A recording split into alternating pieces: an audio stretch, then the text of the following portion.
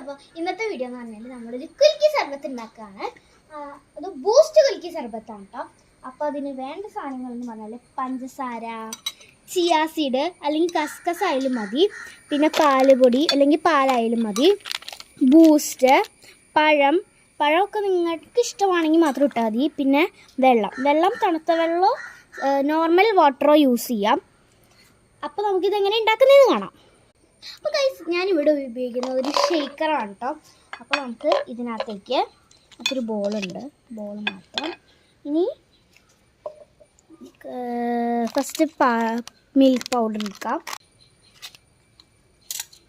Okay, നമുക്ക് milk powder ഞാനൊരു packet full ഇടുന്നുണ്ട് കേട്ടോ. ബൂസ്റ്റ് പൊടി ഒന്നും ഇടാം കേട്ടോ. ഗ്യാസിടണം ഗൈസ്. നമുക്ക് പഴവും പഞ്ചസാരയും കൂടി വെള്ളവും കൂടി ഒഴിച്ച് നല്ലൊരു മിക്സ് ചെയ്യാം.